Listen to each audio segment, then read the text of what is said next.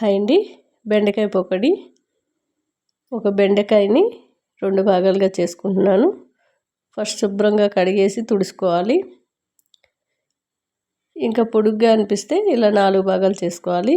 చాలామందికి గింజలు లోపట నచ్చవు, అలాంటప్పుడు తీసేసుకోండి. కానీ గింజలు ఉంటేనే బాగుంటుంది. శనగపిండి, కార్న్ఫ్లోరు, కొద్దిగా పసుపు, కారము, గరం మసాలా, సాల్టు, కొద్దిగా వాము వేసుకున్నాను. ఒక ఎగ్గు, అంతేనండి. నిమ్మకాయలో సగభాగం వేసుకొని చక్కగా కలిపేసుకోవాలి. ఎవరికైనా ఎగ్ నచ్చినప్పుడు స్కిప్ చేయండి. మనకి శనగపిండి కార్న్ఫ్లోర్తో కూడా చేసుకోవచ్చు.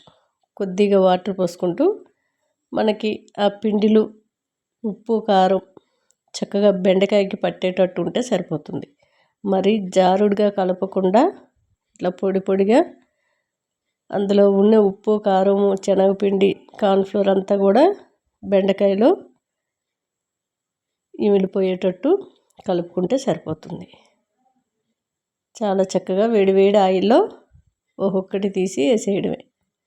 మనకి రసంతో కానీ ఏదైనా పప్పుతో కానీ సైడ్ డిష్గా పెట్టుకొని తినొచ్చు. లేదు స్నాక్ లాగా ఒట్టివే తినొచ్చు అంటే ఒట్టివి కూడా తినొచ్చు. చాలా చాలా బాగుంటుంది. ఇలా వేడివేడి ఆయిల్లో పెట్టేసి స్టవ్ త్వరగా ఎగిపోతాయి. దీనికి పెద్దగా ఆయిల్ అవ్వదు. దొండకాయ పకోడీకి అయితే చాలా ఆయిల్ అవుతుందండి. దొండకాయ ఎక్కువగా పీల్చేసుకుంటుంది. నేను ఆ వీడియో కూడా పెట్టాను, ఎవరికైనా కావాలంటే చూడండి. దాంట్లో ఎగ్ వేయలేదు, చక్కగా కార్న్ఫ్లోరు, బియ్యం పిండి, శనగపిండితో చేశాను. అలా కూడా చేసుకోవచ్చు. మనకి బెండకాయ కానీ దొండకాయ కానీ ఏ కూరగాయ అయినా ఒక్క కూరగాయతో చాలా వెరైటీస్ అయితే చేసుకోవచ్చండి.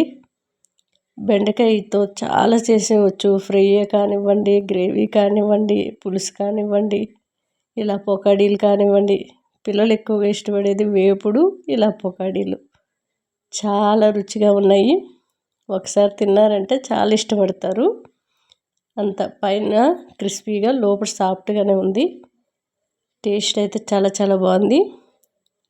చూసారు కదా, అదిరిపోయిందండి.